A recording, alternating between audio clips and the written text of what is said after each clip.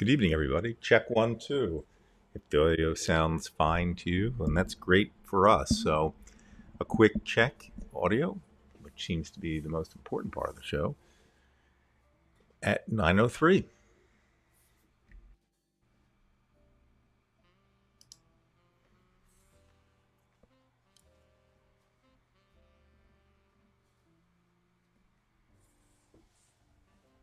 All right, so I'm going to get started, and I'll anticipate that somebody will tell me how the audio is going.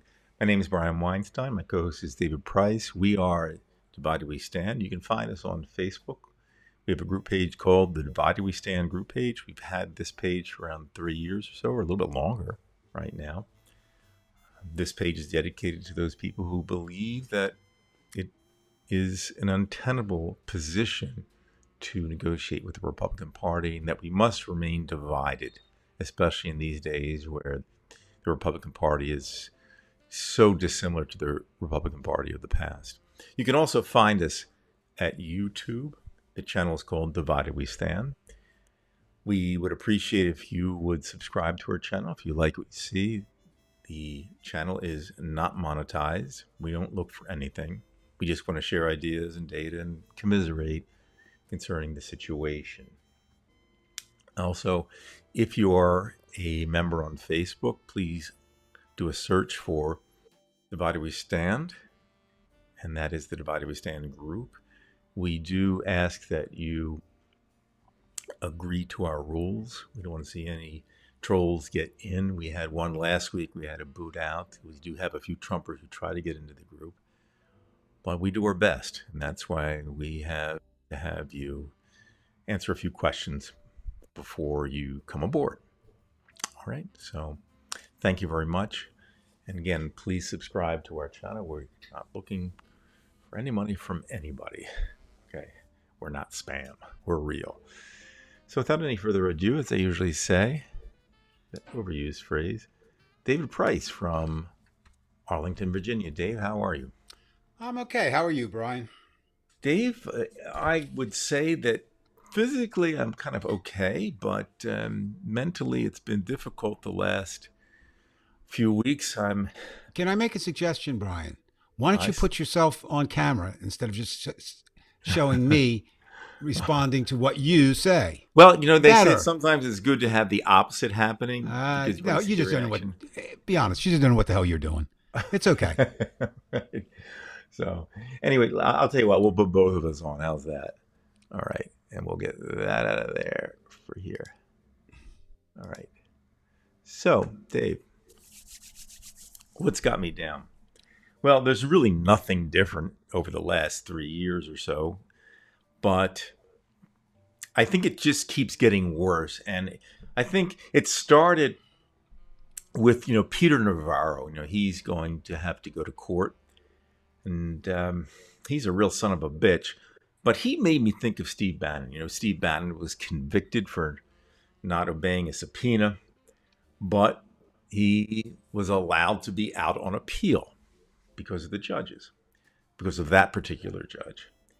And this process has taken so long. We've had all these indictments. We've had 4 indictments against Trump.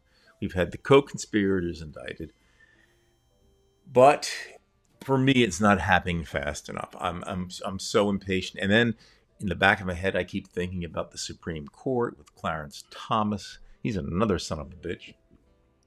And it's at this point now where, after my discussions with Ronnie, I said, I don't know that there's any way back to this thing. There's just no way that we as Democrats, aside from voting, I don't know how much more we can do because nothing seems to work.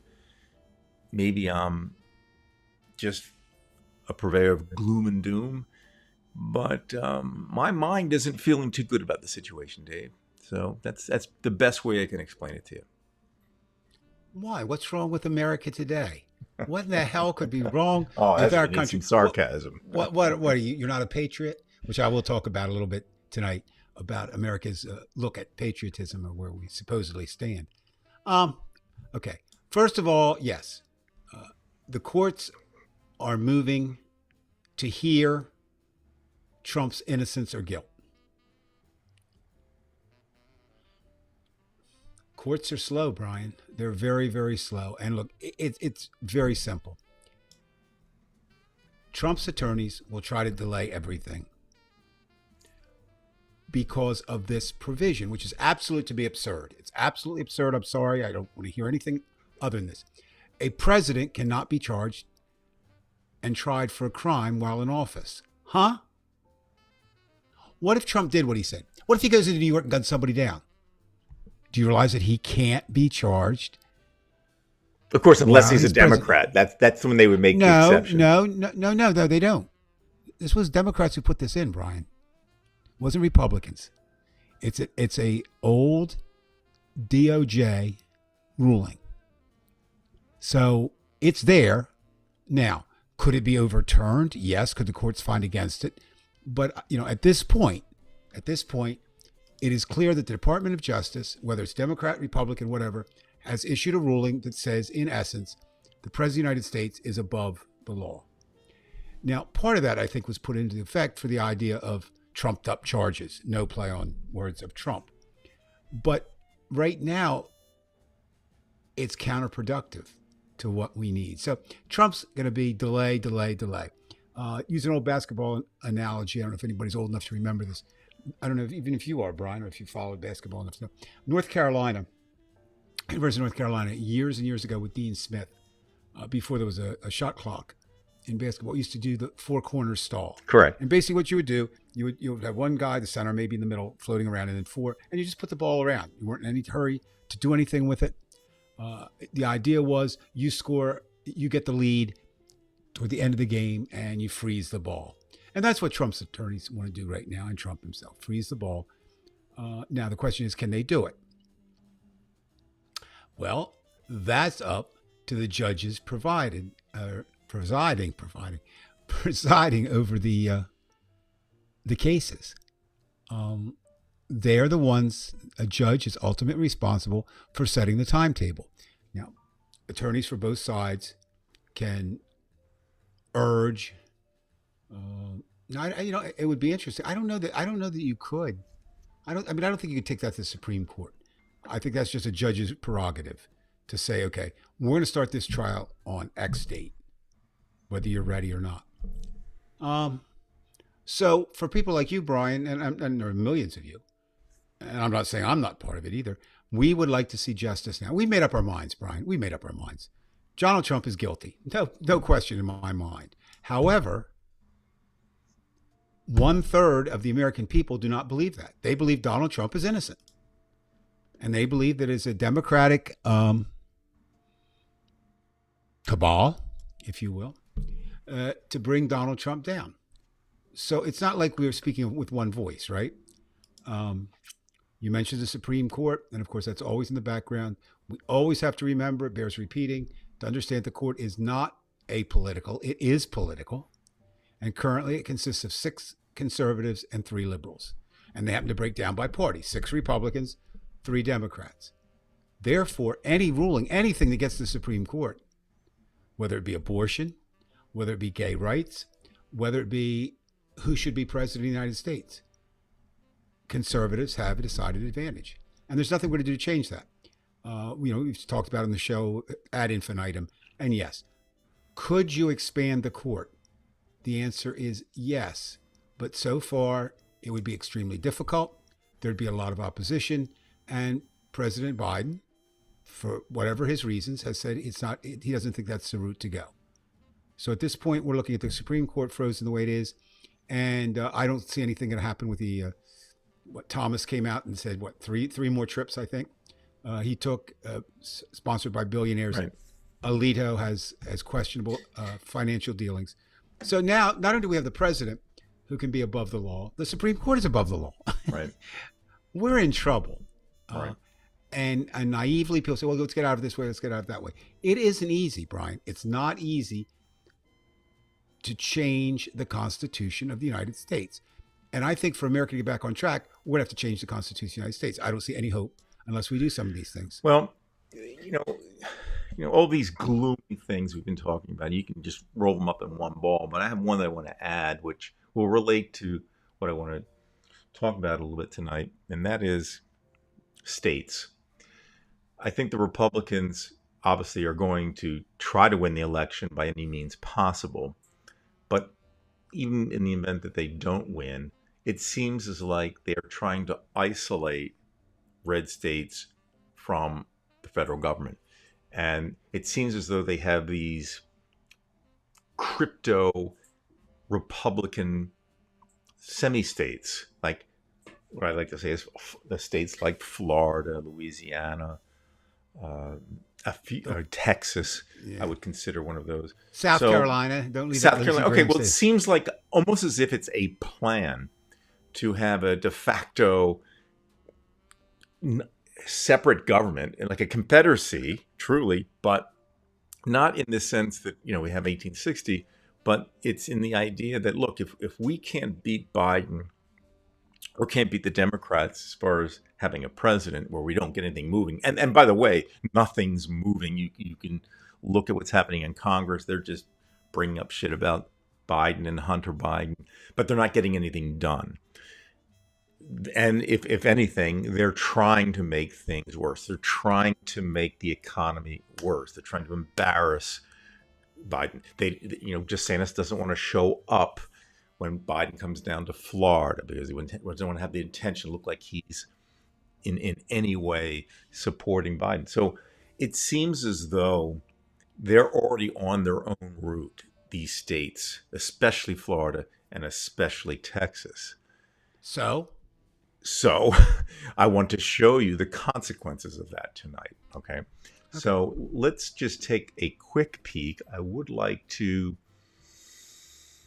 where do I want to go first? All right, let's first look at a few very quick clips from Twitter. Okay. This is what's going on in Florida. Brian, we have to be a contemporary show. It is no longer Twitter. It is X. X. Let's give it its name. Okay, X, Twitter. They don't whatever. tweet anymore. You X'd. I don't know what the hell they're doing. Okay. Neither does Elon Musk, except he destroyed something that wasn't really that good anyway. But it's certainly, Twitter is baseless and useless now. Right. All right, let's take a peek at this. See if I can get this. All right. Looks like we okay. I don't exactly have this center, but I'll do my best. I take it from the positioning, you consider yourself far more important than Ron DeSantis, since you're 25 times bigger in this picture than Florida. Well, I'm just looking on the video. Okay, so we'll check this out here. Okay. Hopefully the video will be audible.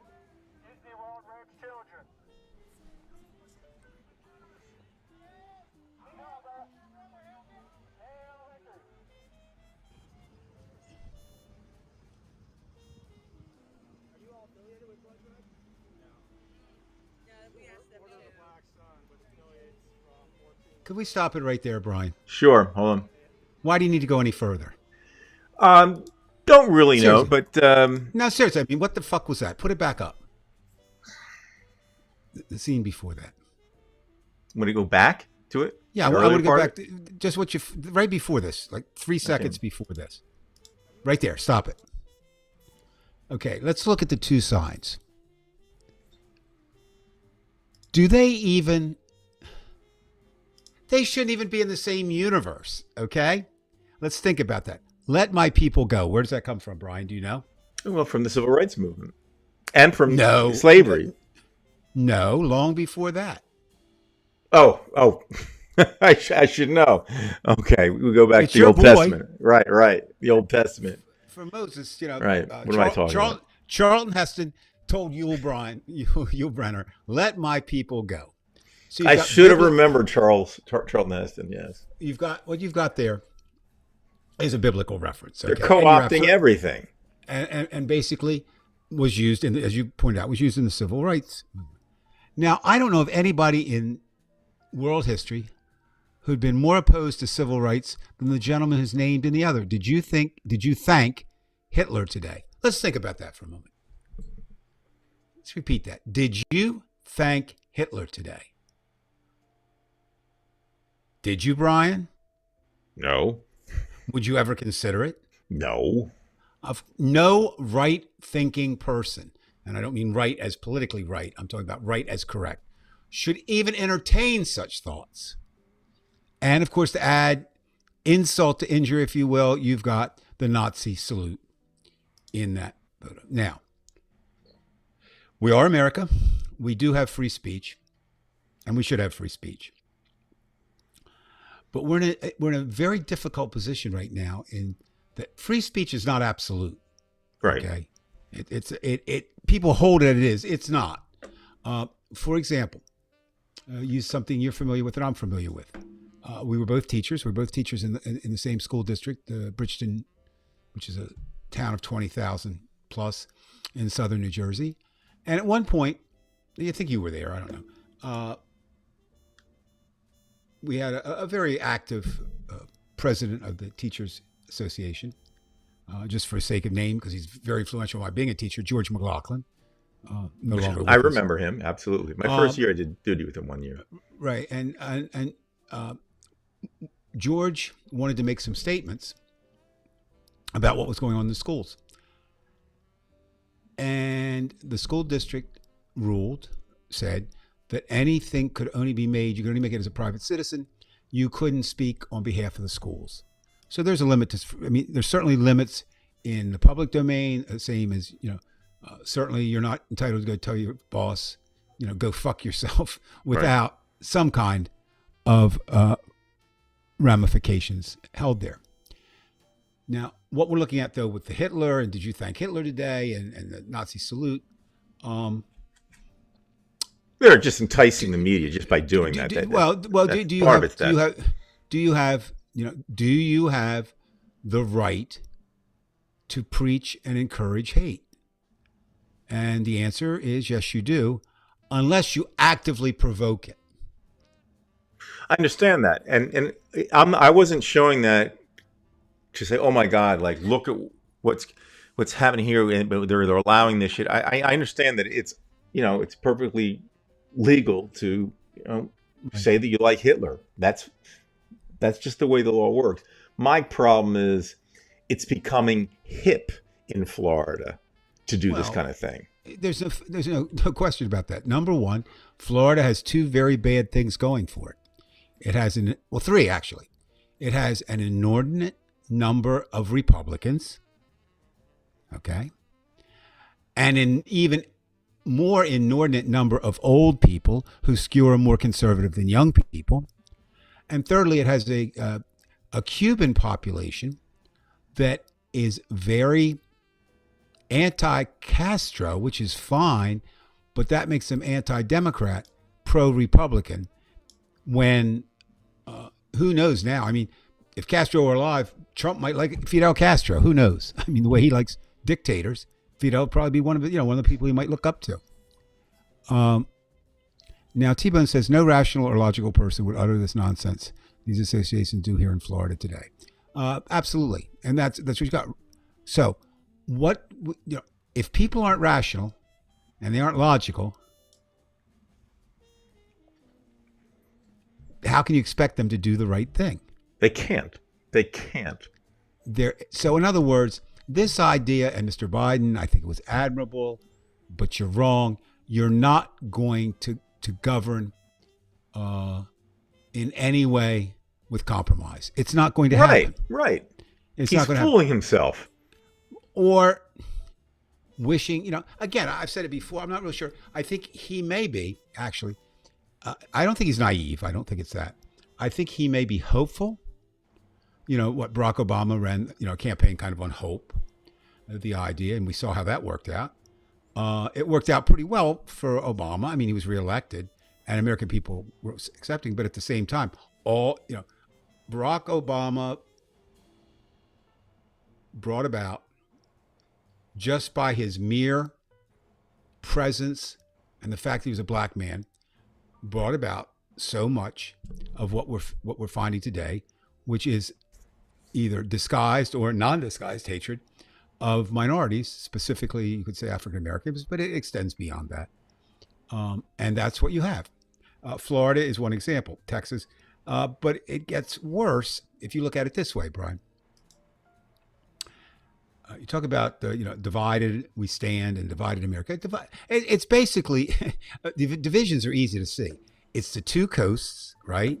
Mhm. Maine to maybe Virginia, but maybe not Virginia. Maybe it starts in Maryland on the East Coast, and then on the West Coast you have Washington, Oregon, and California, more liberal than the East Coast, but the East Coast is still liberal. And then you have the big cities in between. Some of them in the South, Atlanta. And I don't know that Atlanta is so much liberal as Democrat. There is a technical difference between the two.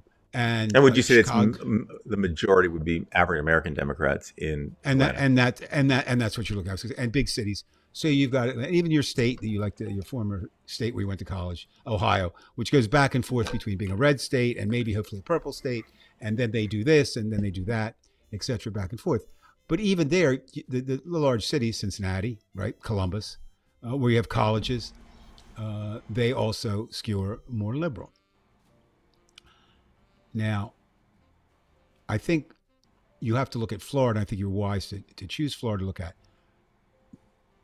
If Donald Trump does not win the Republican nomination, currently he's what, almost 40 points ahead of his nearest competitor, and his nearest competitor is Ron DeSantis. Now, does that mean, so we could be looking at whatever DeSantis does in Florida could be providing the schemata for how he would run the United States. So I think, to dismiss Florida, which, I mean, you're doing a good job of focusing attention. I think we all should have our eyes riveted. Because they were the ones Florida who initially bucked the COVID vaccine thing and the schools and the mask mandates. They were already on the fast track to fascism. Right. And yet probably it's not. I mean, South Carolina is probably worse than Florida. It's just that it doesn't have the population and it doesn't have the notoriety.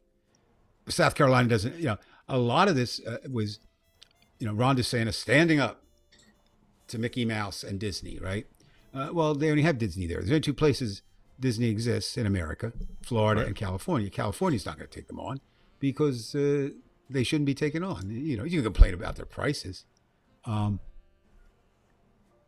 But yeah, I think anyone who doesn't, doesn't worry about Florida.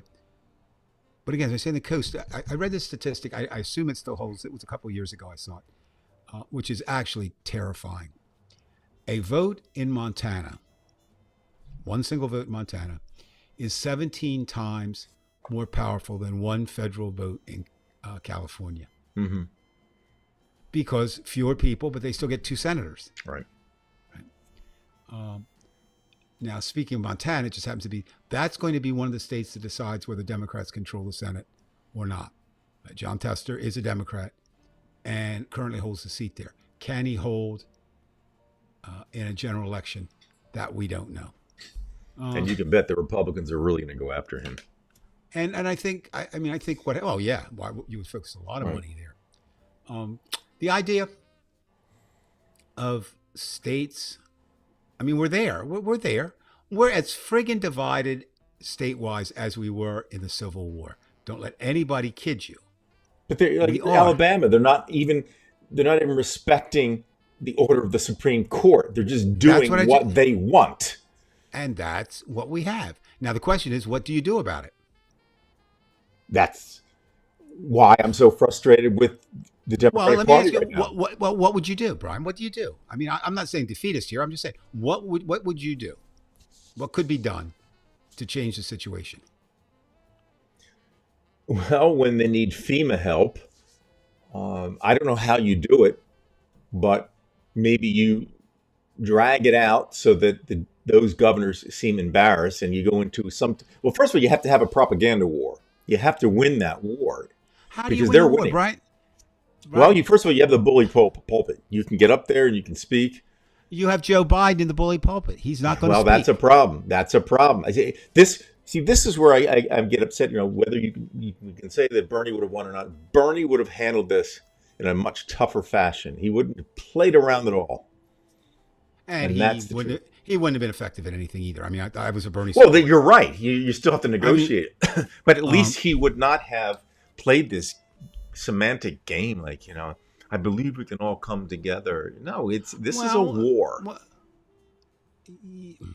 If they okay. say it's a war, we better start waking up and Well, realize it is a war. it's very okay. Let's use your example, which is not, on the surface is not a bad idea. Okay, states say we don't want to be, we don't want to be governed by federal laws. Yet when a hurricane comes, or when any kind of disaster comes, and FEMA comes into play, they'll take that money or use it. But let's say you withhold the FEMA money. First of all, I don't know that anybody would have the political balls to do that. And I'm not even sure it's the right thing. I mean, I'm really not. Because what happens is if you withhold. Well, I'm saying not just outright withhold it, but make it difficult. Do the Trump thing. You slow it down. It's still the same thing. That you're hurting. I know. You're hurting people. Okay. Trump did it to us, the blue states. How? During the time he was president, he literally, there were some things that he did, he made it advantageous for red states against, and I can't think of the specific things that he did. I'll remember perhaps before the end of the show, but there were things that Trump did to frustrate the blue states. Find me a Democrat who would do what Trump did. Find me one. Well, it's not a Democrat that's alive. Truman would have done it if he had to have done it. Yeah, maybe Harry. But well, he was just a clothes salesman. So what the hell did he know? Well, look, what I'm saying, maybe I'm grasping for straws, Dave. I don't think weakness is a position to stand from. I mean, I don't think that this is possible at this point. We've already said that the country's divided, but these people are evil and they're cruel, and you can't play the game in Russia because we see they have complete control. These people will get control if we don't do something. And I don't say let's do something illegal, but do everything possible that is legal. Even if it's slightly unethical, as long as it's legal, we've got to stop them. Okay. And where's that going to be determined it's legal? Who's going to determine that at the end? Well, there is your problem. And what are you saying? Where is it going to go to? I know what you're saying. You're talking about 6 justices. Right. And that's the reality. Now, we could debate all night. It would be interesting to debate with our people here. Sherman's March 2.0. That's an interesting way to look at it. Maybe we get another great movie then, like Gone with the Wind out of it. If we got a Sherman through Georgia. Oh, by the way, Dave, I just remember one thing. Do you remember when the initial COVID outbreaks occurred and they needed a lot of those ventilators? Right. And Trump made it very, very difficult. New York needed a lot more ventilators than, say, places like Montana, whatever. And he held them back, at least numbers, to make it very, very, very difficult. Or just like DeSantis gave the COVID vaccines to wealthy areas first in Florida. Well, including himself. The problem becomes, how do you fight evil without becoming evil yourself? That's a real problem, Brian. I mean, we learned that in World War II. Didn't we have to use the atomic bomb? Didn't we have to firebomb Dresden and Hamburg? I mean, it won, and certainly they were evil. I think the difference, Brian, in that, I mean, that does hold worldwide. You're going to firebomb Orlando? You're going to firebomb Charleston, South Carolina? I'm just saying, it's very easy to say those bad guys over there. Clearly, the Japanese were not. Clearly, the Japanese, whether they provoked, some people still believe it, for whatever reason, they struck us right in Pearl Harbor, and of course, and then we know about all the horrors of Nazi Germany, and Mussolini's fascism in Italy wasn't very good either. It wasn't what Hitler had, but that was easy. That was the outside. That was them. Now we're talking about the us. The U.S., take the 2 initials out, and it's us. And it is us. I mean, if you're an American, you're an American. The problem becomes right now there's three types of Americans. And it's about a third, a third, and a third. A third are Democrat, which by definition now means you're liberal. Find me a conservative Democrat. I don't think they exist. The last real group were the Dixie Democrats, and they disappeared when Nixon kind of moved them to the Republican side. One third are Republicans, and that is the idea of they are conservative, but it's a new type of conservative. There's certain things that surprise me. I mean, if you live 71 years on the planet, many things are going to surprise you. This one really does. It doesn't surprise me. I know the people, but it surprised me with the action or the idea of it. The Republicans, if they were to poll today, the majority of Republicans would support Putin over the Ukraine. That's really what's happening. Wow. I mean, that was because they know that would support Trump. Well, that's the idea. And that's as far as the brain goes in their political sense. And there you are. So, and I smile. I mean, I'm certainly not an expert, but I've read quite a bit about history in terms of American history. I don't know much about world history, but American history. And really, the founding fathers were worried kind of about this. Do you realize that? They didn't want certain people to vote. Women, right, didn't have the vote. African Americans didn't have the vote. Right. Teenagers. There were teenagers did not have the vote. It was basically a government for, which maybe they actually did accomplish what they wanted. It was basically a government for wealthy white men. That's really what America was founded on. You can talk all you want about civic principles, but that's really what America was. Now, they had a common enemy, and that was, of course, King George and the way they felt England was mishandling the colonies. But even back then, Brian, if you look at it, it's still about was a third, a third, and a third. About a third favored independence, about a third wanted to stay with, England, and a third just said, leave us alone. So that hasn't changed that much. What has changed, though, is the ability to see what goes on with that because of 24/7 news cycle, because of social media. And if you don't think that's fast, today, yesterday, a death of a pretty important person in contemporary music, Jimmy Buffett. Mm-hmm. I always thought I should be more of a Buffett fan than I was. I never was really a Buffett fan, but I certainly realized, that he was certainly a popular artist and an influential artist, and certainly a brilliant businessman. No question about that. I'd be interested to know what I'm going to make a prediction. I think actual worth, he may be worth more than Donald Trump. Right. When it's said and done. But how quickly the world knew that Jimmy Buffett died within a matter of what? Minutes. And it's around the world.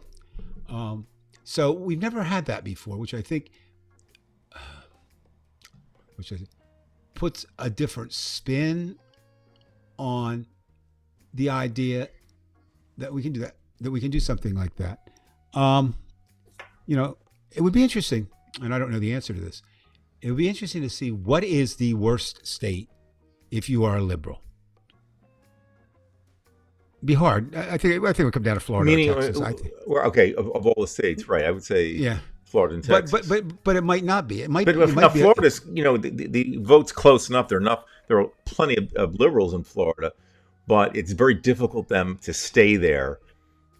We know that obviously they're frustrated living in a state with a governor like that. It's getting worse. Well, actually, it's getting worse for everybody there because of climate change. It is not going to be the state for people to retire, albeit they have lower taxes. So, who knows where that goes? But I would say because of DeSantis, they are probably the most miserable Democrats. I would be if I lived in any one state. I would say Florida because he's just obnoxious, and he's worse than Abbott in Texas. We're comparing scars here, but maybe. Well, no, I horrible, but only because he's in the news more, and maybe I just find that's what I think. I mean, I think Brian. By the way, I want to just correct yourself. Gary, maybe I was wrong about Dresden. trying to think. I don't want to turn this into a history lesson, but no. We did firebomb Germany. Okay, and my point, the greater point is that we had to do things that were unacceptable to most.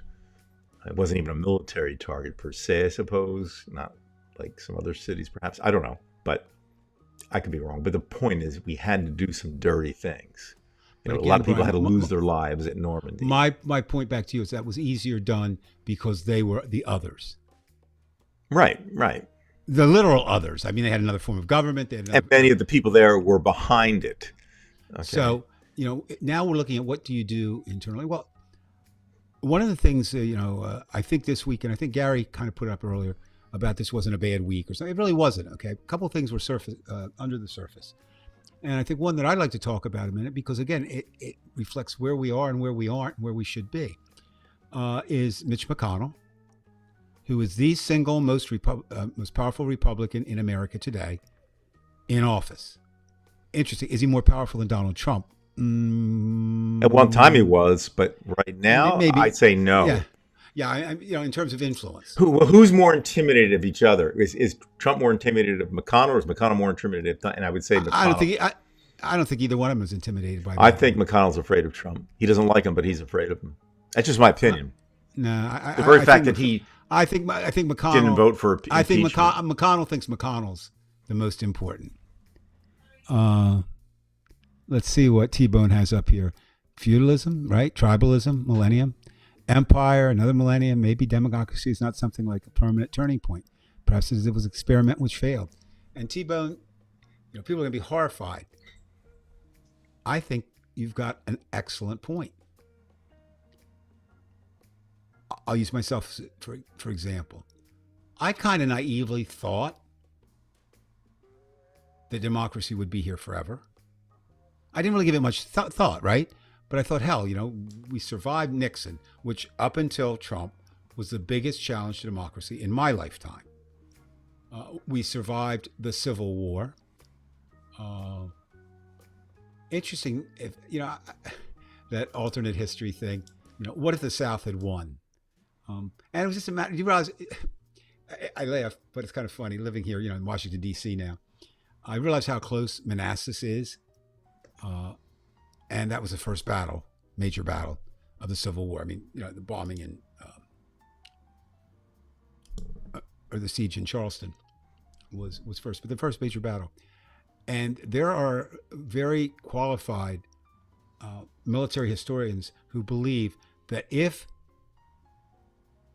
the Confederates had continued to push that day into Washington, D.C., the war would have been done. They were that close. Manassas is pretty close. And they routed. They routed the Union troops. So, and then there's another thing that if Gettysburg had turned out another way, whatever. I mean, there's many that, but it didn't. The idea is we did weather that. Now back to this idea of Mr. McConnell was in the news because he's 81, I think. Is that right? I think he's 81. And he froze again in the middle of a talk. So he had some kind of episode. Of course, he returned, downplayed it, but there's something going on with his neurological self. And of course, that then raises questions that impact Trump, Biden, certainly Dianne Feinstein. So it's on both sides of the aisle. Is someone too old to hold public office? Where do you stand on that, Brian? Is somebody too old? No, because I think if somebody has the faculties, I mean, I don't think I want somebody who's 95 to become. I mean, yeah, there is a maximum limit, but I suppose if you have the faculties, I mean, there are people who are 60 years old who have dementia. Does Donald Trump have the faculties to be president? No. Okay. But he's younger than Joe Biden. I mean, the question becomes then, Brian, I think, I'm using this in every person again, is we all know that the question is who determines what faculties are needed to be president of the United States, to be senator, to be a city councilman. It doesn't matter at what level. we see it play out at the national level.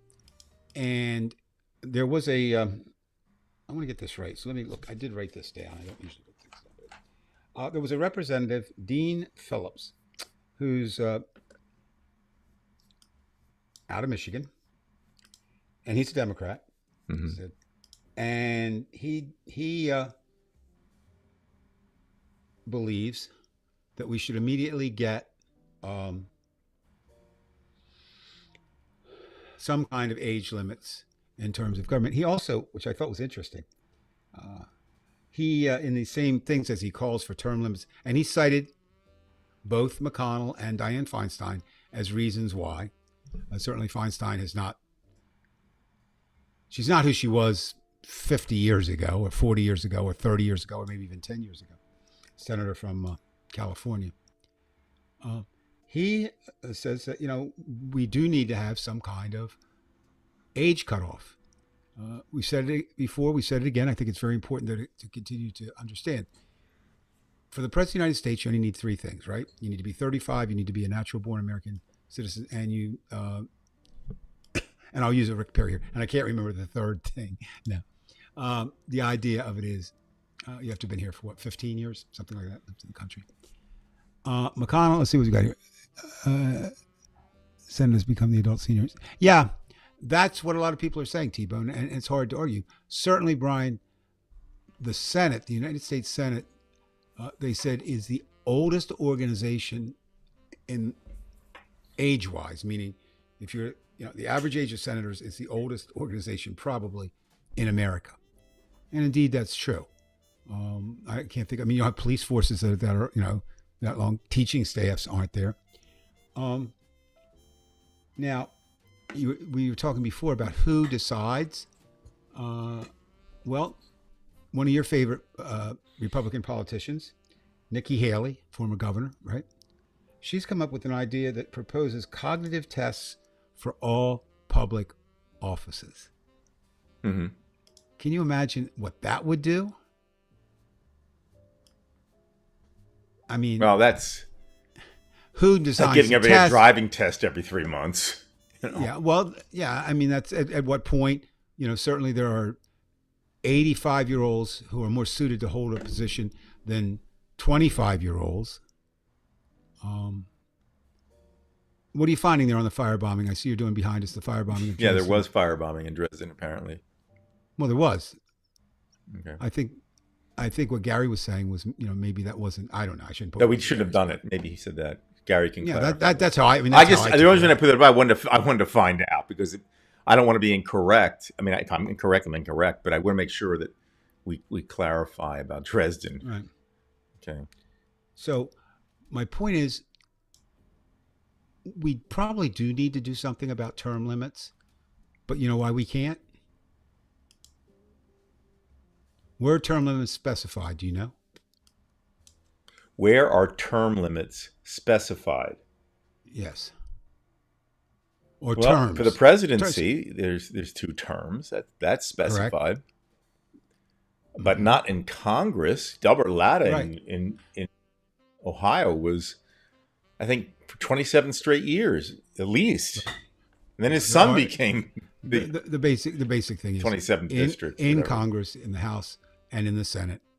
There are no age limits whatsoever.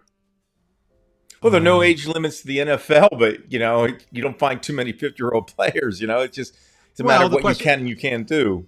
But you're right. But then, okay, let's bring that up. That's interesting. How come there is that in the NFL and there isn't in politics? Because there's a degradation of the human body, but the mind is a little bit, as far as I can understand, the mind's a little bit different. That you might have an ability to be at your peak until you're in your 60s. I don't know. Again, I'm not a neurologist. But no. But I physically, think, Brian, there's no doubt about it. I think we're looking at. I think we have to be realistic about this. People are living longer. That is just a statement. Used to be the average death age was 34. Well, let's just say if you live past in the United 34, States, sort of until last year went down again, but it's still not in some other countries. Higher than it's ever been, and that's going to change with climate change. That's going to change a lot of things. Right. but they're still going to be much older than 34. Absolutely. Right. All right. So what used to apply, I think, when at the time of the creation of the United States and the time of the Constitution, talking about life terms such as the Supreme Court or federal judges have, you were talking about maybe 10 years, right? Certainly Right. you weren't talking about 40 And or you're 50. gone. And Amy Coney Barrett, and she's young.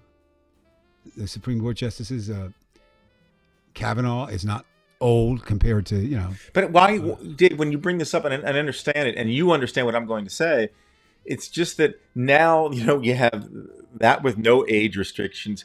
When you're talking about the congressional districts and how they work, and the fact that Montana has 2 senators, the same as California, they have overrepresentation. You have North Dakota and South Dakota, all that. They're never going to give that up. You remember Right. from negotiating for the teachers union with the school board. When you start giving up some things, you never get them back, and this is Correct. what is happening, especially with And the that's minority. and that's what I think is so interesting, because you'll see these things and people get excited about it. Okay, term limits. It's not going to happen, Brian. It's not going to happen No, because it's not going to happen. it's spelled out in the Constitution, and you have to amend the Constitution. And nobody, there aren't going to be enough votes in Congress to get that done. I don't even think there'd be enough votes if it got out to the states, to get it done. So so what happens is, I think we're just going to have to face the fact that common sense, and Gary, that makes, again, That makes sense, but they won't do that. well, also again, the problem becomes there's 2 versions of common sense. Right. There's the liberal version of common sense, and there's a They conservative say we version. have no common sense. Right, and we say You they have know. no common sense. Right. And that's They going to they be they ongoing think that problem. not having a degree is a badge of honor. Like, you automatically have common sense because you didn't go to college and you're not woke. You have common sense. Well, and so if we're not going to get term limits, age limits, and we're worried about Donald Trump because he fits the 3 requirements now for president. How do we stop him? Well, I mentioned it before, and I think it came into more play this week. So I'm going to call some more attention to it. Section 3 of the 14th Amendment. Okay. And what that specifies is if you've previously taken an oath of office and to support the Constitution, and you become engaged, I want to get this exactly right, engaged in insurrection or rebellion against the same, or give aid or comfort to the enemies thereof, you are automatically banned from holding any political office in America. So let's look at this. The question becomes, did Donald Trump engage in insurrection or rebellion? I think yes. I think it's clearly obvious. I mean, just listen to what he said, right? He was part of that insurrection or rebellion. But what's aren't they interesting- I said this last week, Dave, but aren't the Republicans bastardizing the language? Because you and I, we know that senators know that Trump was guilty. They're intelligent enough, like Kennedy, as much as he sounds like a hillbilly, he still, is an educated man. But it seems like they're using the language, they're using semantics to just like Trump does, to get his way out of legal issues. What was his motive in his mind? And when he says this, what did he mean? Aren't you sick of it already? I mean, it's, well, the Brian, well, Brian, do you have to have the yeah. perfect statement for somebody to say to make them go to jail? Well, that's what's interesting about this 14th Amendment. It gives you some leeway, but you're saying insurrection. But then what if Clarence Thomas says, that's not insurrection. That's a party. It got wild, gone wild, out of hand. It's kind of like, what is it, Animal House. Right. Yeah, I look, we know it's ridiculous. Okay, we know what they did, and that's that. We saw what the signs were. We saw them bashing the glass, they're taking a shit in the halls and throwing it all over the walls, pissing everywhere. We know what they were doing. We know exactly what they were doing. That was an insurrection, and if they could have taken over, they would have taken over. We were very lucky that they didn't. But look at this. It just drags on and drags on. As you said, the Trump's attorneys try to bleed the time out. We've got a Supreme Court, as you said, Brian. Look at the Supreme Court and what's going to happen in there. So to the average person who has common sense, that was an insurrection. The man's guilty, and even if he's not guilty, it's an insurrection. So with the 14th Amendment, Section 3, send him out of there. Now let's look at this. How are you going to stop these fuckers? Well, I don't know. I'm going to go back to that 14th Amendment. What I think might happen, and some other legal scholars, I'm not a legal scholar, but have see this as a possibility too. Think about this. Think about America if this happens. All right. Let's look already. A Florida attorney has filed a lawsuit in federal court to get the state of Florida to ban Donald Trump from being on the ballot in Florida for the 14th Amendment reasons. Okay. In Michigan, an activist has gone to court to urge the Secretary of State there to invalidate a Trump candidacy. Right?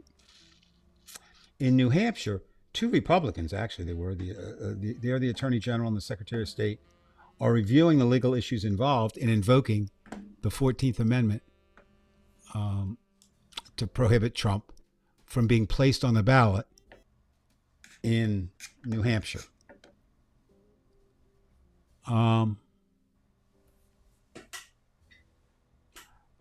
can see a scenario breaking here where states, what if, try this on for Saj. What's really interesting? It's not my idea, but I saw it somewhere.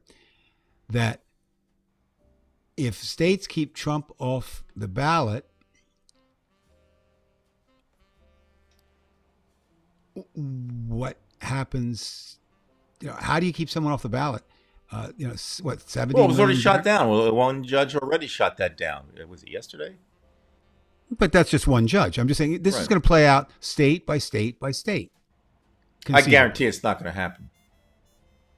I think the judges are too afraid in many cases, and some of them are Trump-appointed judges. But you have to understand, Brian. That's where you're wrong, my friend. And eventually it'll get to court, but that's not where it's first gone with the 14th Amendment. It can be the purview of any single group, and that's why you usually see attorney generals involved or secretaries of state involved, who establish the voting rights in that state, who can run. So I just think it's something that, again, will it be used? It is there. I think it's something we have to consider. That I'm going to go out on a limb tonight. There's no way that Donald Trump will run for president. There'll not be legal challenges. None. No way. I also, and I think then I'm saying there will be legal challenges because I don't see any way that Donald Trump is not going to run. Well, what if they say, okay, let's suppose he gets knocked off in 2 states or whatever. Right. And then Trump says, you know what, this election's a farce. We're not going to have an election. We're not going to respect the election. And therefore, we're going to start dividing. And somebody like DeSantis or somebody like Abbott says, you know what? I mean, I know this sounds absurd. You're going to tell me that this is ridiculous. But sooner or later, the way things are going, either it's going to be DeSantis or it's going to be Abbott.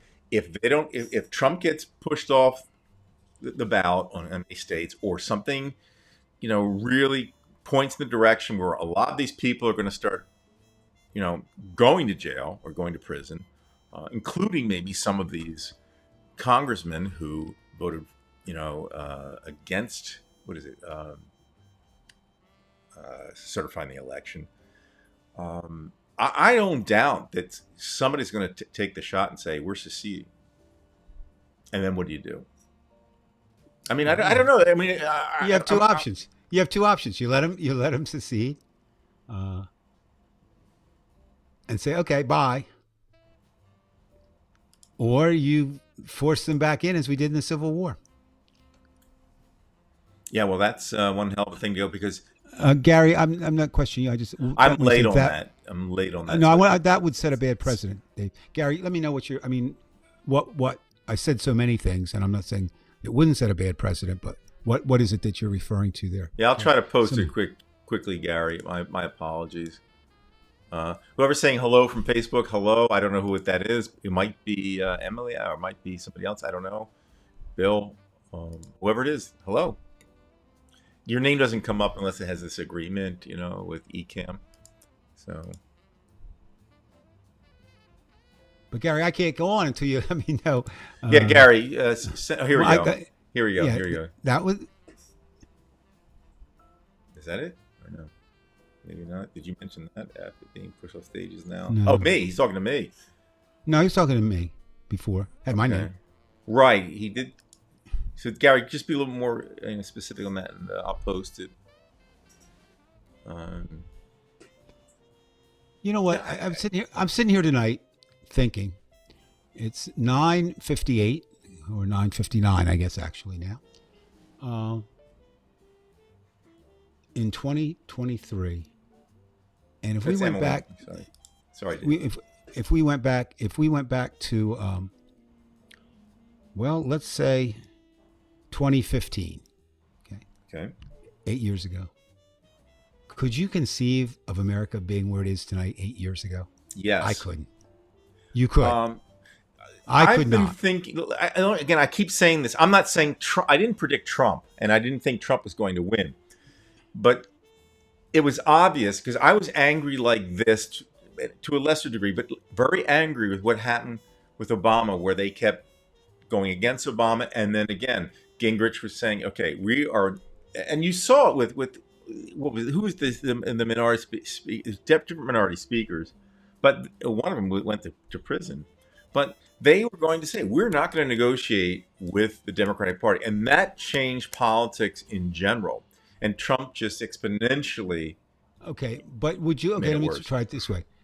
Could you have conceived of what happened January 6th, 7 years ago?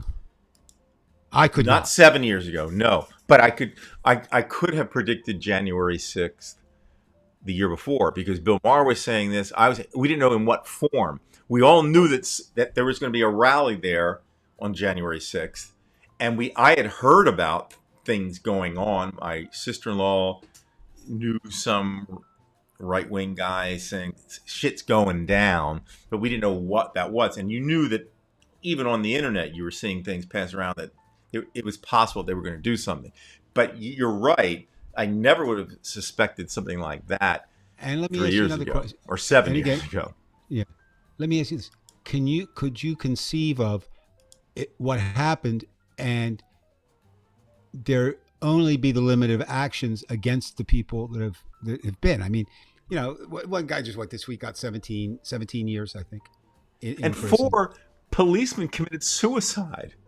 And I still, for the life of me, I don't know if that meant that it was just so traumatic, which is probably what happened, or were any of them, because I know a few of them were actually letting them through, and maybe they felt guilty, and maybe they thought, well, the court process.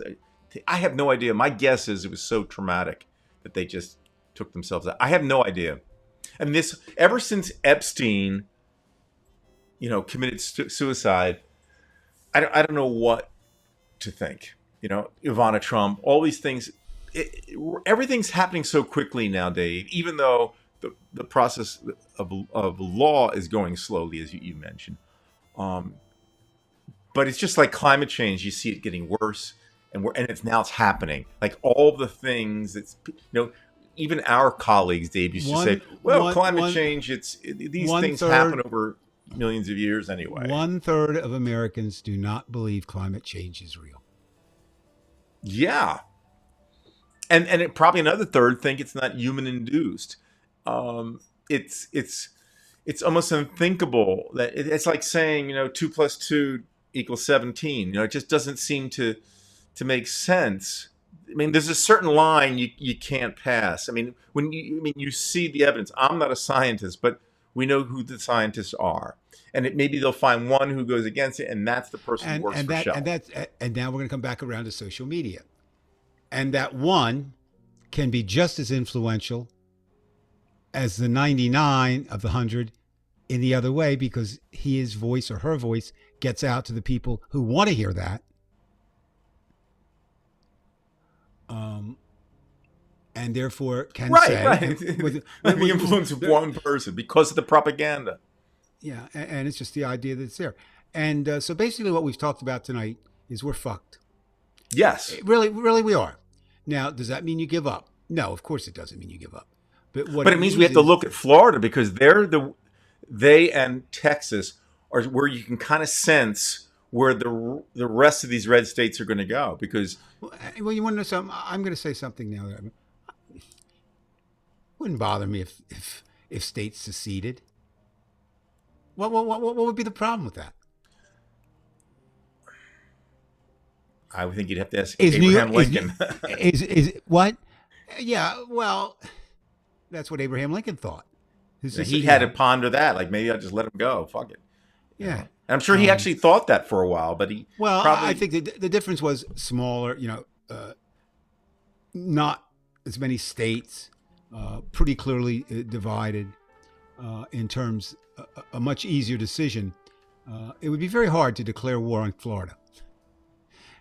Very hard. I think climate change is going to do a good number on Florida anyway. It's going to get too hot there. In a way, if you want to think of it that way, Dave, it's kind of like COVID kind of shut down Trump. It helped Trump lose the election. Climate change may chase. Literally, you start getting these, 110 degree heat waves or whatever it is down there. People are going to say, "I'm getting the fuck out of here. I'm moving to Connecticut." That kind of thing. Old people like it where it's warm. By the way, I want to interrupt you for 1 second, Dave, and I promise you this. Joey, our good friend Joey, has a birthday tomorrow. I believe he's going to be 104, but I could be wrong. But he might be 51. I'm not sure. But happy birthday to the dance class hero, Joey Fulcher, who loves to dance. Well, that's so anyway, back to what you were saying, Dave. Well, speaking about loving to dance, it's time for us, or time for me, to dance out of here pretty soon, because it's actually, once again, we've given the people more than we promised. We said an hour, and we're now up to an hour and 5.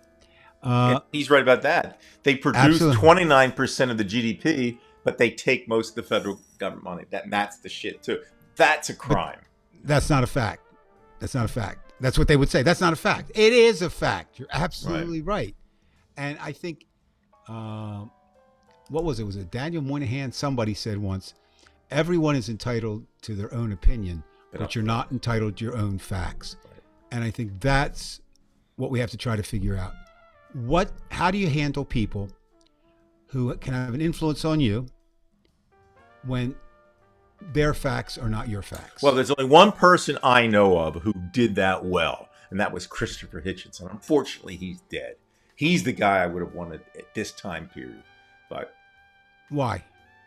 Why? Because I think you just have to watch his interviews on Fox, how he just threw things right back at them. He interrupted them, and he was more intelligent. If you look, they had to get him off the air because essentially he was destroying. Did he have a bigger following than Tucker Carlson?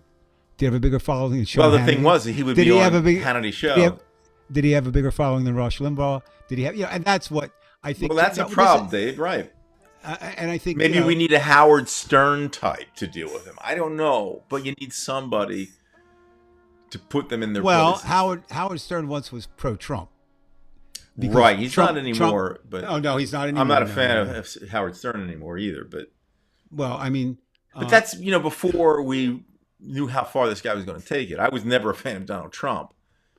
But I don't want to make apologies for Stern because he shouldn't have. Anyway, don't fall asleep in the middle.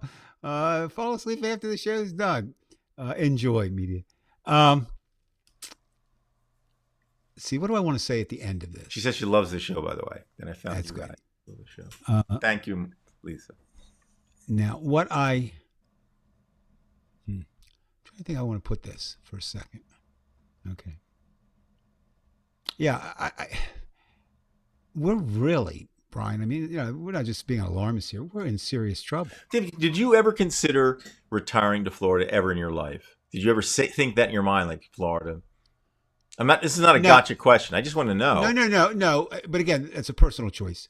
I think if there is a hell on earth, it's the villages in Florida for me, because I know all the people from Bridgeton who retired in the villages. But I didn't now like them when they were knowing down. climate change, would that have changed you? Like if somebody said No, to you, Dave, we've got a nice home, it's free, you can go to Florida, would you go? And I'm not even talking um, about DeSantis. Forget about DeSantis. I get a free home. Yeah. I would go. Mm. All right. I would go. And that's no. I'm glad you answered that. I'm just saying. Because I just wouldn't do it. Well, because I'm going to be dead. That doesn't mean I'm not going to work against, or say climate change doesn't matter. Of course, it's coming. Of course, I mean it's here. It's not coming. Climate change. Here we have It's here. T-Bone with a prediction. DC in flames, martial law invoked, collapse into tyranny, war, and strife in 2024 or later. Now, many people would laugh at that right now, but now you can't. No. Now you can't because it almost got that far. Really, right now we are. I mean, we are divided. We are two countries. The question is, and T-Bone, I mean that seriously, because that kind of comment, as David said 3 years ago, people look at that and say, "He's a fucking nut." No, everything's off the board now. That can happen. So check it out, folks, because that's basically what could happen. I think I'm gonna let T-Bone have my last comment. Because I think he's, as much as that may trouble me. He lives there. As much as that may trouble me, what T-Bone has up there is absolutely, I don't want to say it's a probability, but it's a very good possibility. And on that, Brian, I'm going to over and out. Thank you, everyone. Thank you for listening to the show. And thank you for having me on. And tell Ronnie the same. I will do that. And have a good week, and we'll see everybody next week, hopefully, right here. Take care. Be well, Dave. All right, we got Jeff Curry. I'm only going to be in a few more minutes, folks. I want to throw that one last video up. I think there's two. They're short. Current events in high school. 80s. Okay. Let's. Dave, if you want to hang on, you're certainly welcome. I just want to show a quick thing here. One's kind of obnoxious, but I want to throw this out. This guy is called Cliff Cash, real asshole on with the right wing. Let's see if I can. All right, so this is Cliff Cash. I want to tell y'all something. I've been thinking about this whole Hunter Biden thing. All right, first of all, I don't think he needs to be president anymore. Let's get that out of the way first off. But this whole thing with him as a Constitution Republican, as a physical conservative Constitution Republican, bald eagle, machine gun alpha male Republican, I was really against Hunter Biden because I saw some of his videos and his pecker's the size of a PBR tall boy. And I was like, that's too big. And then he's like having tons of sex. Like, the guy gets laid all the time. I'm like, nobody needs to have a pecker that big or get laid that much. And so I was mad. I was mad mostly about that. But then also because people were telling me I should be mad. And I wasn't 100% sure why. But I knew that I should. And I think Donald Trump maybe told me I should. So I was mad. And I'm still mad, I guess. But then I just heard that the thing that they got him as far as breaking the law, he had a gun he wasn't supposed to have, and he was trying to not pay taxes. And now I'm like, well, I mean, he sounds all right to me. That's kind of my thing is not having guns and not paying taxes. You know what I mean? Like this Hunter Biden and that big old pecker and all that sex. I mean, I think this guy might be an alpha. All right, and I find that funny. I mean, you can see the humor in a certain sense because he's so stupid. But when we're talking about serious issues across the country and people voting on shit like that, you can see where you get comments like myself, comments like what T-Bone had, where we're going, because there's a lot of cliff caches out there. And like I say, it seems to be, we can find it where I live here in my district. It just as well be Alabama. And we know what's going on in the red states. But the question is where the political control is so great and where the movement's happening. Florida and Texas, but especially Florida, even though there are a lot of Democrats in Florida, don't get me wrong. There are more Democrats in Florida than there are people probably in New Jersey. So I do want to show you a clip from Rachel Maddow. It's a very short clip, but I think it's kind of important. So we'll play that. And that should kind of sum up what I was talking about with Florida, because Florida, for me, is like the bellwether state in terms of where this thing goes. All right. So I'll play this. I may stop it, may not. I definitely will make a comment or two. So, yeah, what's going on? Nothing really new here, but I think it's important to check out. Chances are you've heard of an American author named Jodi Picoult. Perhaps you've read one of her books, or a bunch of them. There's a whole bunch. She's published nearly 30 books. She's sold tens of millions of books. She's a New York Times best-selling author many times over. She's huge.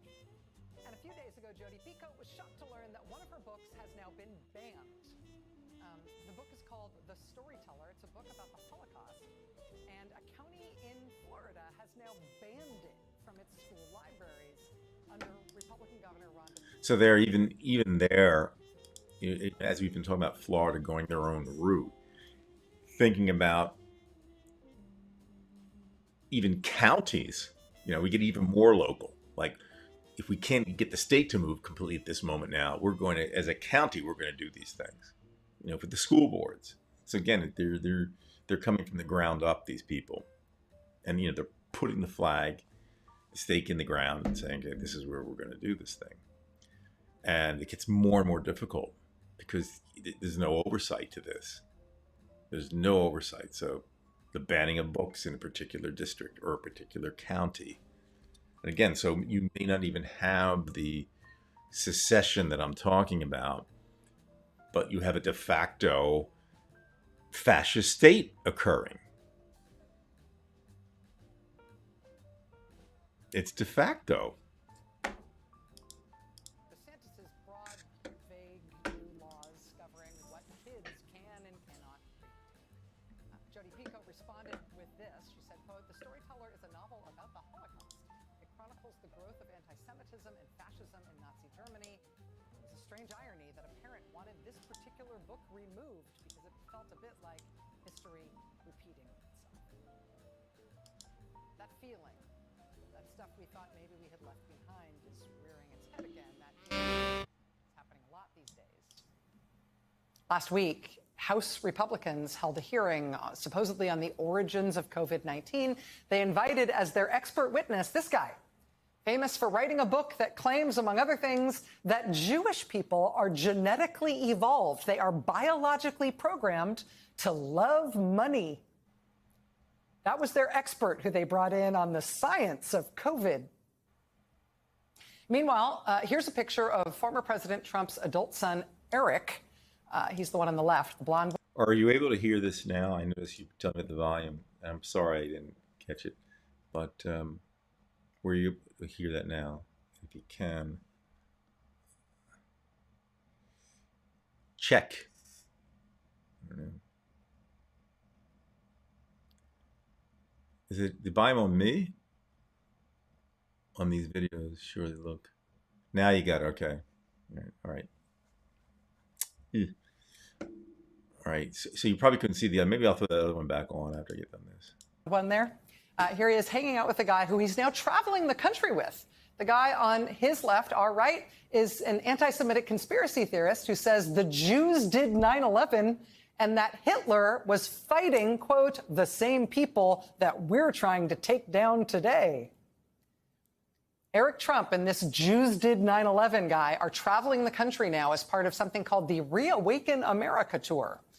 In May, that roadshow will be taking over one of Donald Trump's Florida properties for a weekend. This weekend in Florida, police issued citations to 5 men for dumping hundreds of anti-Semitic neo-Nazi flyers around a neighborhood in West Palm Beach. The men were not arrested. They were ticketed for littering. Okay, so you get the picture there. Now let me throw that other one back on. I want you to see Cliff Cash because he's a real winner here. Look here, I want to tell y'all something. I've been thinking about this whole Hunter Biden thing, all right? First of all, I don't think he needs to be president anymore. Let's get that out of the way first off. But this whole thing with him as a Constitution Republican, as a physical conservative Constitution Republican, bald eagle, machine gun, alpha male Republican, I was really against Hunter Biden because I saw some of his videos and he's got his peckers the size of a PBR tall boy. And I was like, well, that's too big. And then he's like having tons of sex. Like, the guy gets laid all the time. I'm like, nobody needs to have a pecker that big or get laid that much. And so I was mad. I was mad mostly about that. But then also because people were telling me I should be mad. And I wasn't 100% sure why, but I knew that I should. And I think Donald Trump maybe told me I should. So I was mad, and I'm still mad, I guess. But then I just heard that the thing that they got him as far as breaking a law, he had a gun he wasn't supposed to have, and he was trying to not pay taxes.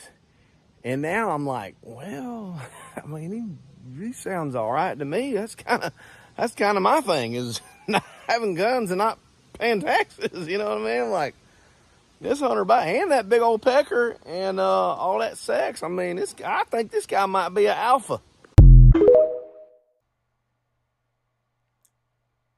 Right, so I don't even know that was worth putting on. But again, I'm not putting that on so you can just see how vile the person is, how stupid he is. But it's the mentality of that type of individual. And this is where the votes are coming from. And this is when we say, like, would a state secede? Well, it certainly would secede with somebody like that. Yeah, it's... like I said, when Dave asked me, could you have, suspected this was going to happen? And I would tell you that, yes, I didn't, not in this way, but I always felt, and this goes from 93 on, actually, when the Contract of America came out, because, you knew that the religious right was getting involved. And again, this idea of we're not going to negotiate. So that meant to me that there was a plan. And then you have the Federal Society. These are no conspiracy. This is just, it's real. Okay? It's as real as climate change.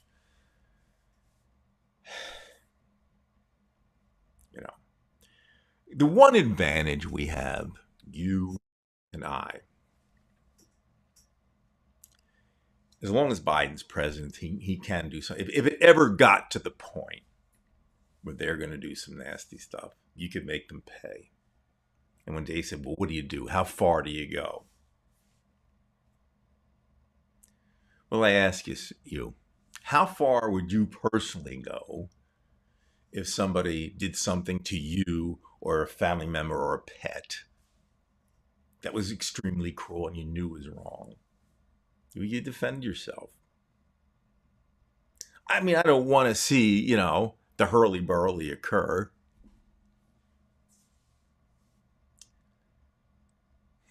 But if it's going to end this way, if they're going to do this fire thing,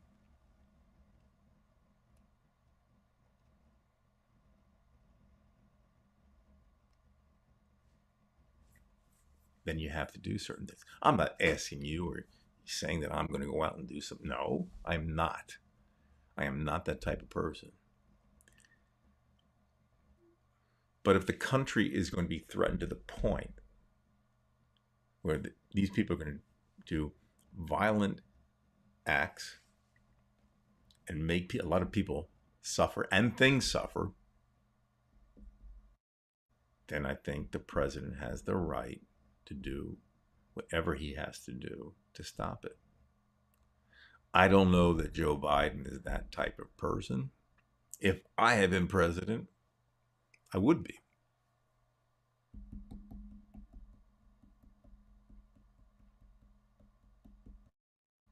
We're dealing with a mass psychosis. And I'm not speaking as a psychologist. I'm just using the real common sense. When you get somebody like Cliff Cash and that type of thinking, it's good to cheat on taxes.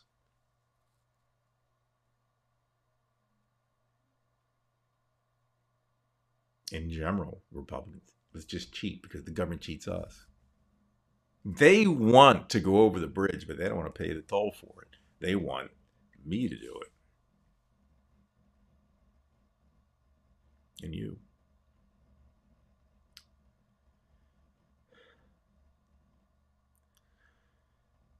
I don't know whether the military has a plan for this kind of stuff, but they better. And I would look down in Florida, and I would look down in Texas. We've got them everywhere. You know that. I said that here. We've got it here. I can go down the street. But you take a look at Florida, and you see what they're doing. Now, Gary, you mentioned here, what the hell, we've ethically fallen so low. Well, yeah, Gary, we had I remember, this is probably the last time I had a conversation, Gary, with a right-wing Republican. I guess he was a friend in high school. Nice guy, but he's a real right-wing Republican. Now, Gary, you may or may not remember this, so I hope you're still on, Gary. And this was probably 7 years ago, but I remember it. And maybe you will. I think we had some commentary on a post about choices of where the Russians would target in the United States. And a lot of the targets were in, places like North Dakota where the silos are. And I mentioned something to the effect that, if they had to bomb us, the Russians, I kind of hope that they get the right wing areas first,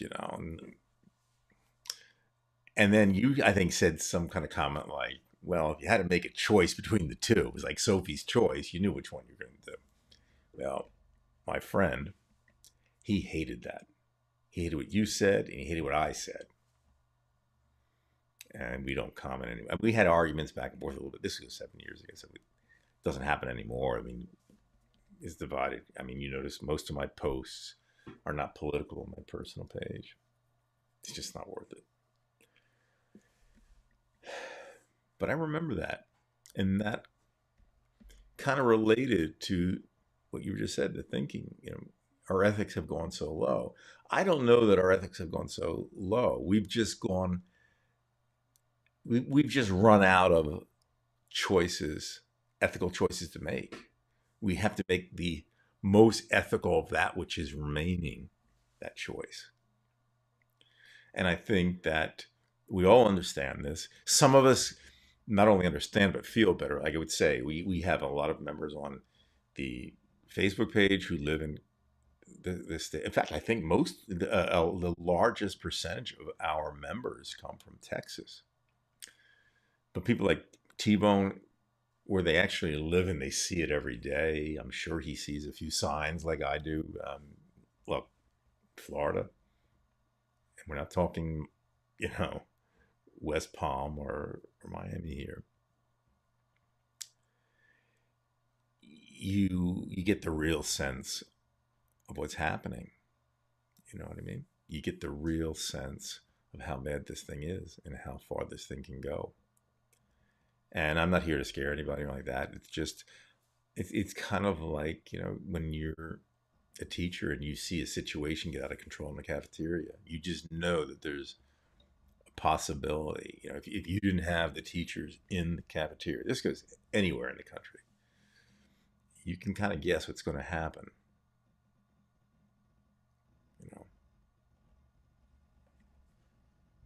Okay, the ethics thing dealt with penis size. Go back on the thread. Trump's angry about that. Um, I guess you're saying that Trump would be upset that he'd lose a boner contest. Is that what you're saying? I don't know.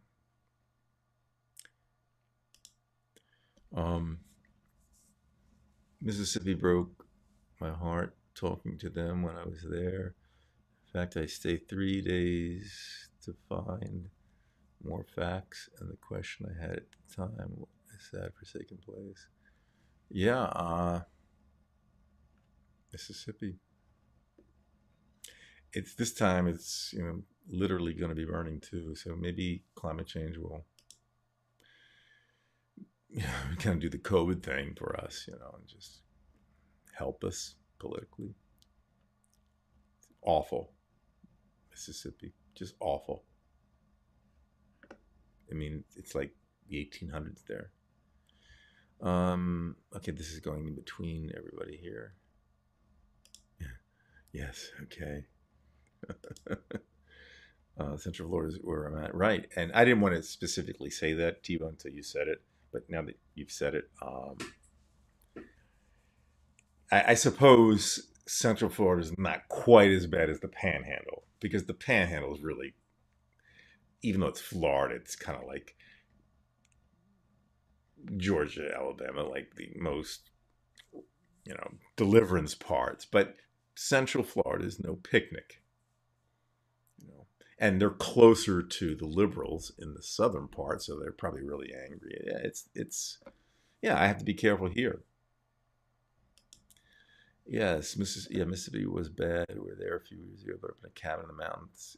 I didn't realize they had any mountains there. Must be very high though. Tennessee went there. Now Tennessee has mountains. Yeah, I know that. I've been in Tennessee. Yeah, it's a little. Yeah, it's a. Yeah, we spent time in North Carolina, but we were on the border of Tennessee. I mean, we're literally only a few miles from Tennessee.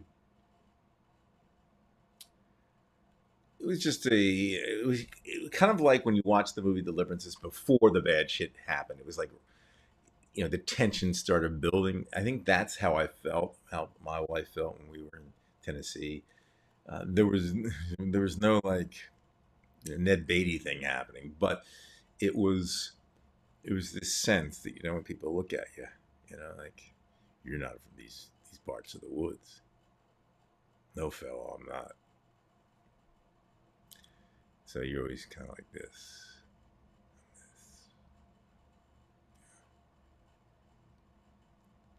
It's frightening. Not everybody's educated in this country.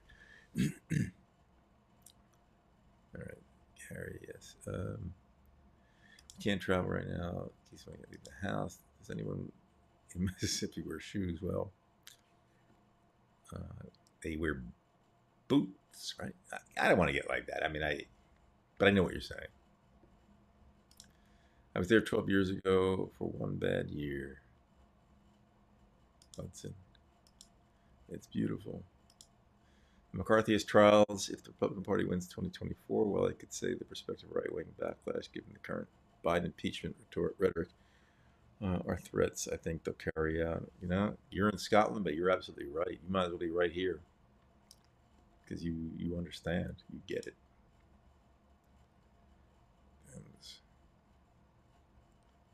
Yeah. I guess we would all come off as hippies around here. We would be perfect for what do you call think of the movie? Not Hell's Angels. Easy Rider. Oh, yeah.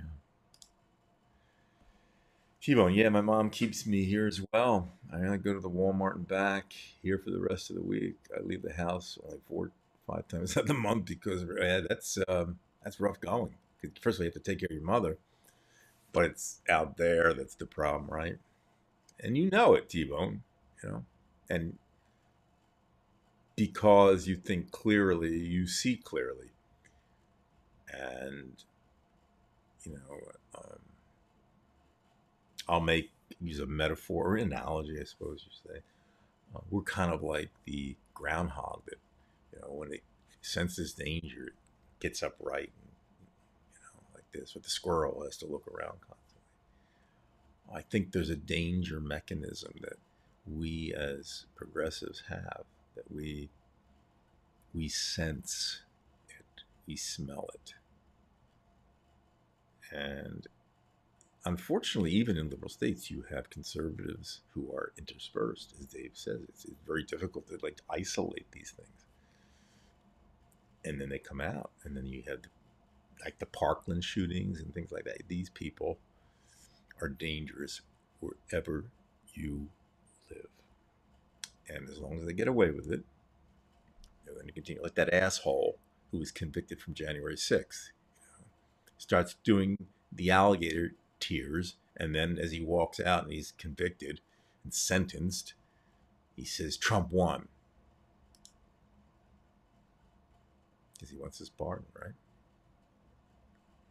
How come there isn't an attempt to ridicule the ridiculous instead of national news agents debating it? Well, I've like I said with Dave, I think that the party itself has got to come out and get nasty with propaganda. But the propaganda can be real. I just think you have to be creative. You have to humiliate people, but tell the truth, because when you don't tell the truth, that's not going to work. You can't lie, but you can humiliate. And I'm not here to humiliate people, but there are times when that method is the chosen method. And that's what I mentioned Christopher Hitchens. He was in a park right after Diana's death, and some kind of dopey looking English guy comes up to him. Hitchens is on a bench, and he overhears Hitchens talking about Diana and Prince Charles, and he said to him, "You really have to do that. Really, it's really whatever." He said he was,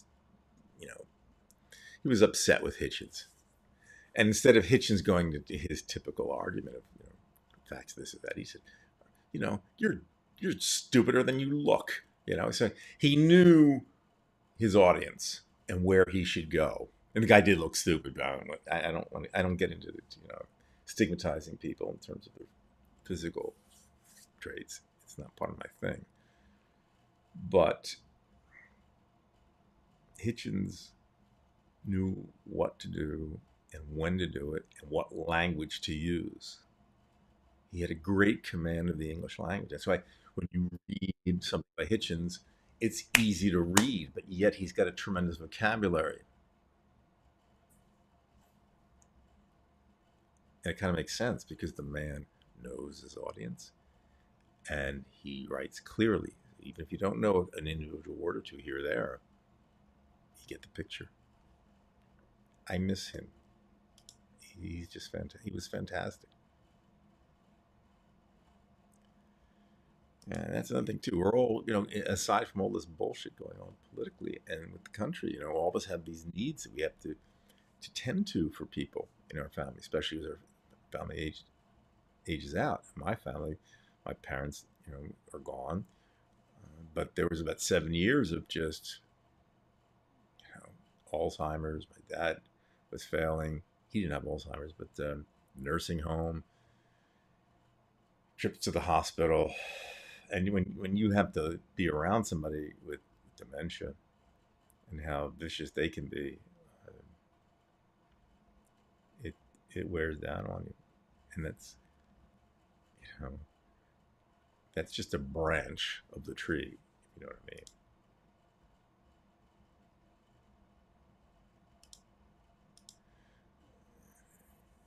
I'm a hippie with boots and nowhere. I want to walk here in Florida. Oh man, I miss getting high. Yeah, well, it might be our only refuge at some point, T-Bone.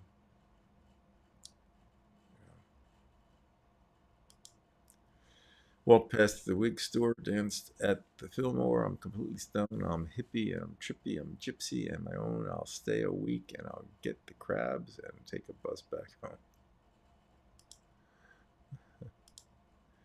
We're lucky because my dad made a pretty good amount of money. None of the home care was covered then, so we could hire a little bit of help. That always helps. my parents, it drained. They had some money. It wasn't a lot, but in a matter of months, it was gone. Played the game right.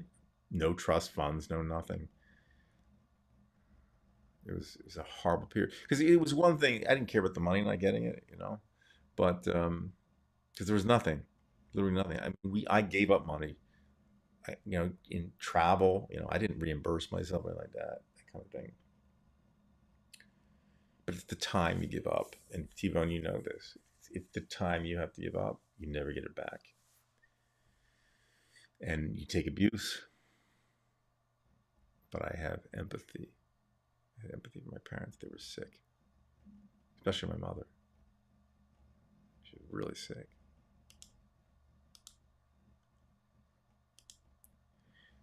Rerun clips of Carl and turn into a latter-day prophet. Great punchlines between the lads. Yeah, he was a miss. I miss him too.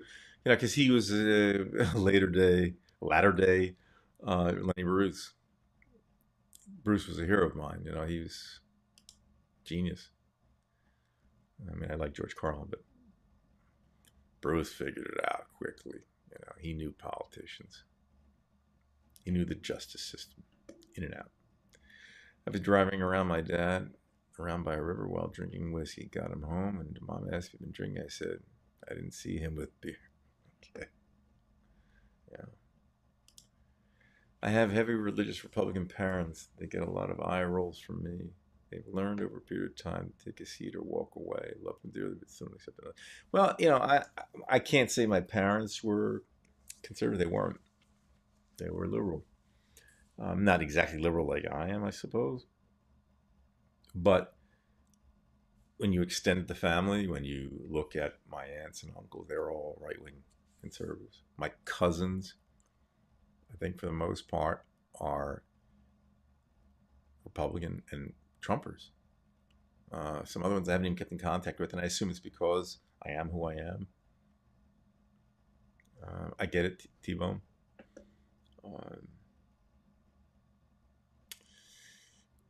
But you have to be you, and that's the best way to go to sleep. Be yourself. Lost both my folks last year, Bella. They were both 98. Wow, they lived 98. That's tremendous, Bella. So glad they were able to stay home. Yeah, that's very, very lucky in two ways: age, and actually three ways for both of them. 98, and then able to stay home. Because that's the whole ball game: is suffering versus not suffering. Yeah. All right, folks, losing the audience here. I do appreciate everybody showing up. I didn't have the background music. Well, who cares? Tomorrow, I don't know if I don't think Paul and I will. I'll check the iGenerals channel this week. We'll probably have a video. Paul McGinley and myself. I haven't spoken to him yet, but we're due for another reality report. And of course, Dave and I will be on. I assume we'll be on. I'll check in with Dave next week, see how things are going. And again, happy birthday to Joey, because in about an hour and a half, he's going to be an old man again, even more so. All right. Thank you, everybody. And I'll take us out with some music. And yeah, that'll be it. Ooh, scary. Scary. Sounds like a detective novel coming. Scratch my match against the door over there. McGillicuddy's bar.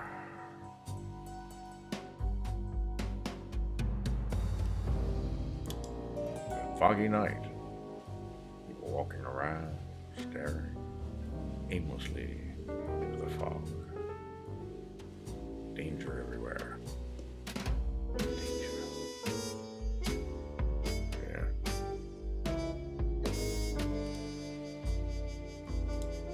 Dad was a hero. He's 17. Wow. We got some stories here. We'll have to continue these stories next time. Thank you, Bella. We'll continue this. That's a cigar. Do I have a cigar? It's a fake cigar here.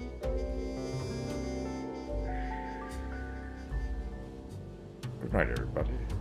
I don't even know why I'm talking like this. You're all good people.